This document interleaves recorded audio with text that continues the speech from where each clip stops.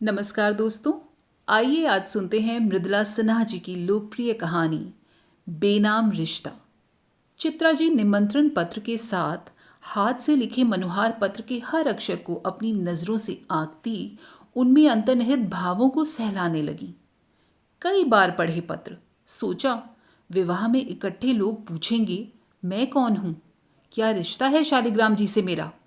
क्या जवाब दूंगी मैं, क्या जवाब देंगे शालिग्राम जी।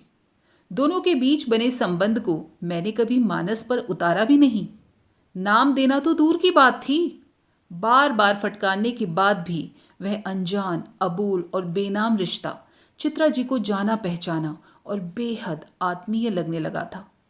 कभी कभी उसके बड़बोलेपन से भयभीत अवश्य हो जाती थी, और तब उस रिश्ते के नामकरण के लिए मानो अपने शब्द भंडार में इकट्ठे हजारों शब्दों को खंगाल जाती।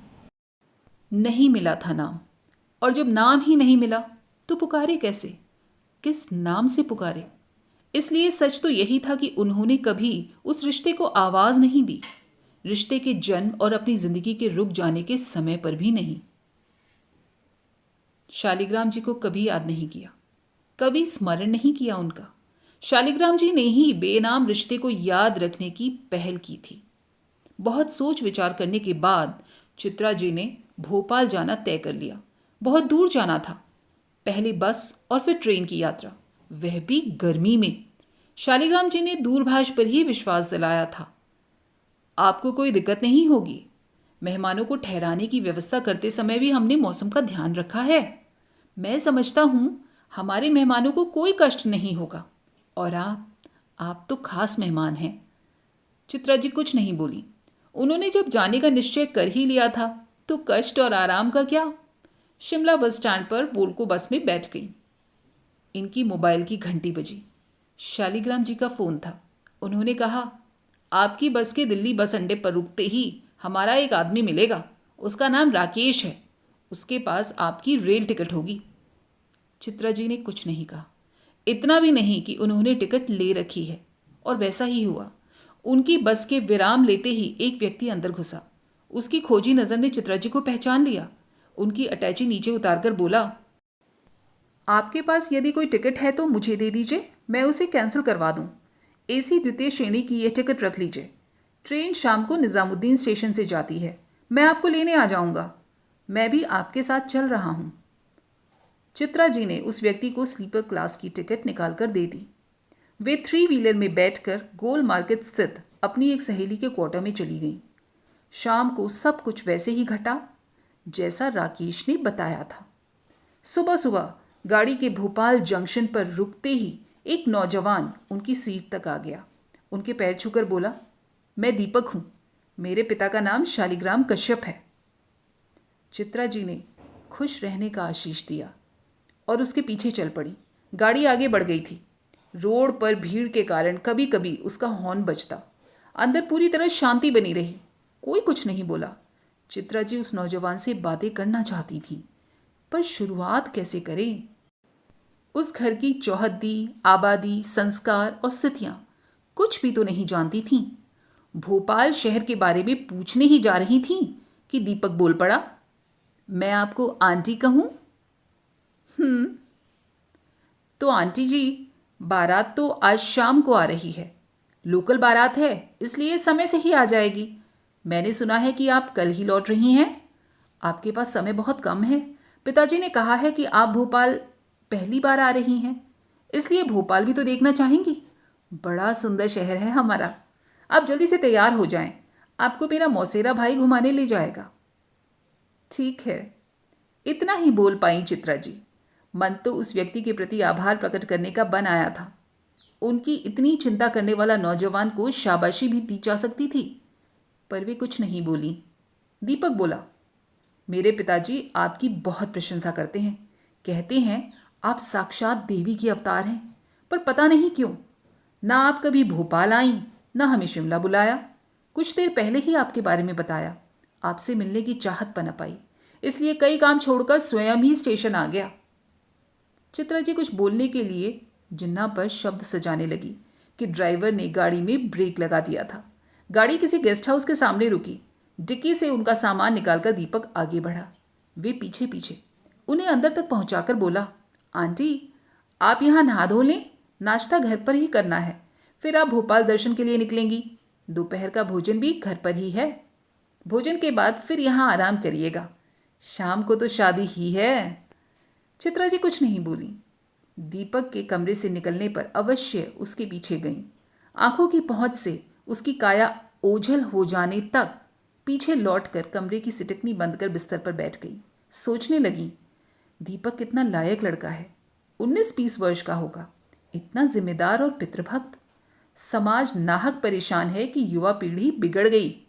मेरे साथ थोड़ी देर गुजार कर इस युवा ने मेरे मन में अपनी जगह बना ली, पर श्रेय तो इसके पिता को ही जाता है, शालिग्राम जी को। उनका ध्यान आते ही चित्रा जी उठ बैठी, अपना ध्यान बटाने के लिए तैयार होने लगी। चित्रा जी के नहा धोकर तैयार होते ही नरेश आ गया था। उन्हें नाश्ते के लिए ले जाते हुए उसने पूछा, आप दीपक की बुआ जी हैं? उसकी 2 बुआओं से मिल चुका हूं, आपसे पहली बार मिला। दीपक का मैं मित्र हूं। शालिग्राम जी शीघ्रता से गेट पर पहुंचे। उन्होंने चित्रा जी का अभिवादन किया। नरेश ने कहा, घुमा लाया आंटी को भोपाल, इन्हें तीनों ताल अच्छे लगे। नरेश इतना नहीं कहता तो शायद चित्रा जी सामने खड़े व्यक्ति को पहचान भी नहीं पाती। कुछ दरक गया था चित्रा जी के अंदर। उन्होंने अपने को संभाला, हाथ जोड़कर उनके अभिवादन का उत्तर देते हुए चेहरे पर भी मुस्कान थी। नाश्ते का इंतजाम फ्लैट के बाहर वाले हिस्से में ही किया गया था। कुछ लोग नाश्ता समाप्त कर चुके थे, कुछ का जारी था, कुछ आने वाले थे। शालिग्राम जी को चित्रा जी को लेकर नाश्ते के स्थान पर पहुंचने में 2 मिनट भी नहीं लगे होंगे, पर वहां उपस्थित नाश्ता कर रहे मेहमानों के प्लेट में पड़े स्वादिष्ट व्यंजनों में मानो एक विशेष व्यंजन आ टपका। ये कौन है? प्रश्न पसरा। इन्हें तो पहले कभी नहीं देखा। स्वाद लेने लगे लोग। आपस में प्रश्नों का आदान प्रदान हो रहा था। उत्तर किसी के पास नहीं था। शालिग्राम जी की पत्नी माला भी आ गई। रिश्तेदारों से नाश्ते का स्वाद पूछती, कुछ और लेने का आग्रह करती आगे बढ़ रही थी। किसी ने पूछ ही लिया, वे कौन हैं? कोटा की साड़ी में वे सुंदर सी महिला? माला ने इधर उधर आंखें दौड़ाई। दूसरी ने स्वर दाबकर ही कहा, वही जो शालिग्राम जी के साथ है।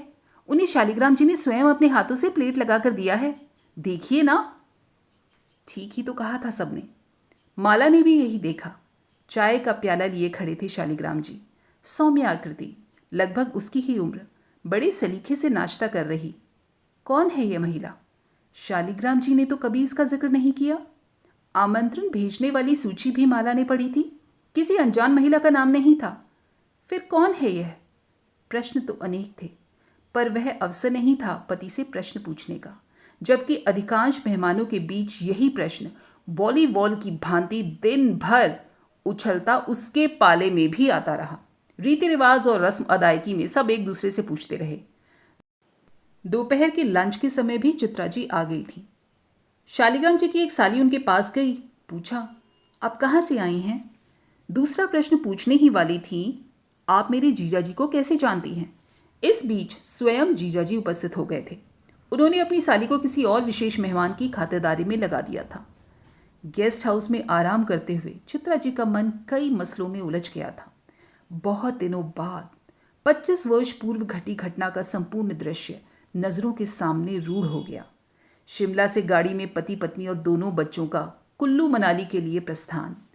थोड़ी दूर पर जाते ही गाड़ी का गड्ढे में गिरना, पति के सिर में चोट आना, उनका होश में नहीं लौटना, डॉक्टर से बातचीत, बेहाल बेहोश चित्रा जी के सामने डॉक्टर की एक मांग पर शीघ्रता से विचार करने का आग्रह। अकेली खड़ी चित्रा जी, 2 नन्हे बच्चे मां से चिपके, अपना पराया कोई साथ न था। निर्णय लेना था चित्रा जी को। सब कुछ चला गया था, जो बचा था उसकी मांग थी। चित्रा जी ने वह वस्तु देना स्वीकार कर लिया जो उनकी थी, डॉक्टर का सुझाव, और फिर मृत्यु के करीब गया व्यक्ति जीवित हो गया। स्मृतियों में जीवित था सब दृश्य, कभी कभी जीवंत हो जाता, पर चित्रा जी ने दृढ़ निश्चय कर उन यादों को नज़र के सामने से हटा दिया था। शुभ शुभ का अवसर था, जो बीत गई वह बात गई। कविता वे क्लास में पढ़ा करती थी, जिस लड़की का विवाह है उसके लिए शुभ सोचना है, अवसर और समय की वही मांग है। बारात दरवाजे लगी, स्वागत में खड़े स्त्री पुरुष तिरछी नजरों से चित्रा जी की ओर अवश्य देखते रहे। प्रश्न वही, कौन है यह? क्या रिश्ता है शालिग्राम जी से? शालिग्राम जी ने द्वार पर ही अपने समधी से चित्रा जी का परिचय कराया था। उनकी दो सालियां अपने पतियों के साथ वहीं खड़ी थीं। उनका परिचय नहीं करवाया और यह खबर उस भीड़ भरे स्थल पर भी आसानी से यात्रा कर गई, सबको मिल गई। बाराती और घराती के भोजनापरांत विवाह की रस्म पूरे किए जाने लगे। शालिग्राम जी को पंडित जी द्वारा मंडप पर कन्यादान के लिए बुलाया गया। मंडप पर बैठने के पूर्व उन्होंने चारों ओर नजरें घुमाई। उनकी दृष्टि के सम्मुख वह चेहरा नहीं आया जिसकी उन्हें खोज थी। उनके आसपास मंडप पर बैठी उनकी बहनों और सालियों ने भांप लिया था। दो तीन एक साथ बोल पड़ी, वही हैं आपकी मेहमान। देखा माला ने भी। मानो खींच कर बोली, अब बैठ जाइए, मन चित लगाकर कन्यादान करिए। इसी काम के लिए मेहमान और सारा इंतजाम है, बैठिए। शालिग्राम जी ने ऊंची आवाज में कहा, चित्रा जी आप इधर आइए, मंडप पर बैठिए। मेरी बेटी को आपका विशेष आशीर्वाद चाहिए। चित्रा जी अंदर से हिल गई, ऊपर से उपस्थित जनों की निगाहों के तीरों से बिंध गई।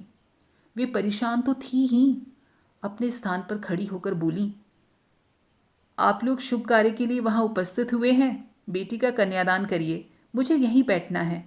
मैं विधवा हूं, मेरा सुहाग नहीं है। समाज ऐसी महिला को किसी सौभाग्य आकांक्षिणी को सुहाग देने की मनाही करता है। मैं दिल से आपकी बेटी का शुभ चाहती हूँ, इसलिए दूर बैठी हूँ। आप अपना पुनीत काम पूरा करें, मेरी चिंता छोड़ दें। वे बैठ गईं। मैं नहीं मानता ऐसे समाज के विधान को। मेरे परिवार के लिए, मेरी बेटी के लिए आपसे बढ़कर कोई शुभ हो नहीं सकता। आपकी कृपा के बिना तो ना मैं होता ना मेरी बेटी। आइए, आप मेरी प्रार्थना मानकर मेरी बेटी का कन्यादान करिए। फिर तो पंडित जी भी परेशान हो गए। बोले, शालिग्राम जी, आपकी मेहमान महिला ठीक कह रही हैं। आप कन्यादान करिए, अपनी पत्नी को साथ बैठाइए। मंडप पर बैठी सभी महिलाएं सुहागन ही हैं। शालिग्राम जी बिफर पड़े।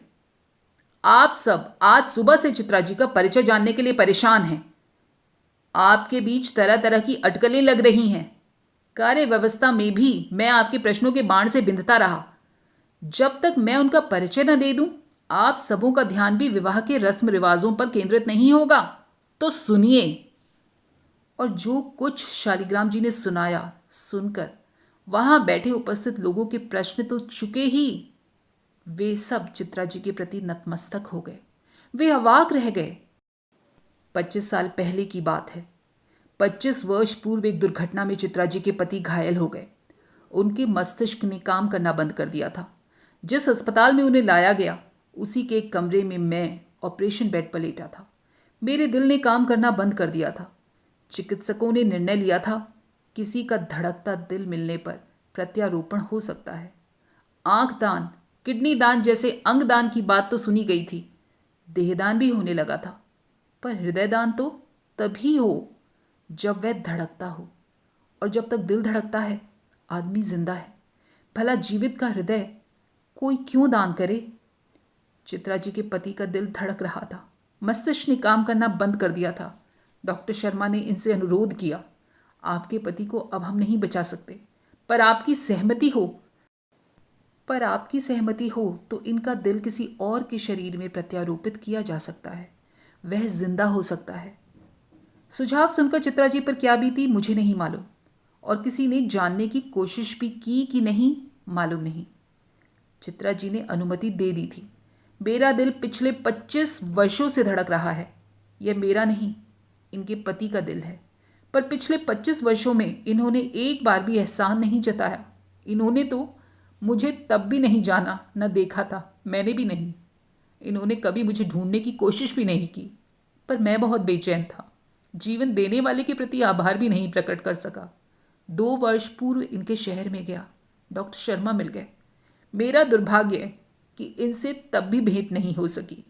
डॉक्टर शर्मा से इनका मोबाइल नंबर मिल गया। फ़ोन पर भी मैंने इन्हें अपना परिचय दिया, मनुहार पत्र भेजा, फिर निमंत्रण। बहुत आग्रह करने पर ये मेरी बेटी के विवाह पर आई हैं। मैंने भी इनको आज सुबह ही पहली बार देखा। अब आप ही सोचिए पंडित जी, हमारे परिवार के लिए इनसे बढ़कर शुभ और कौन होगा। मेरे विवाह और मेरे बच्चे होने के पीछे यही तो है। मैं हूं, तब तो सब है।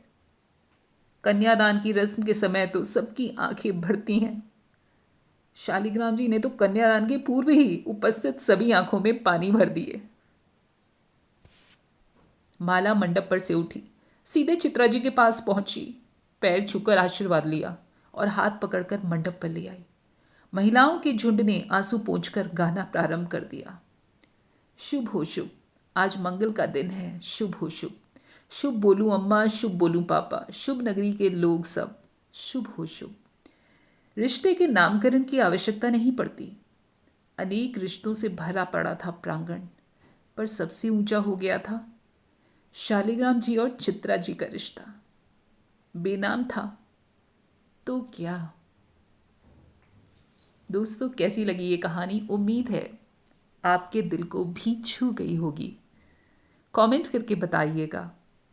फिर मिलेंगे अगली बार ऐसी ही दिल छू जाने वाली कहानियों के साथ। तब तक अगर पसंद आई हो तो लाइक, शेयर, सब्सक्राइब और कमेंट करना बिल्कुल ना भूलिएगा। स्वस्थ रहिए और मस्त रहिए। नमस्कार और धन्यवाद।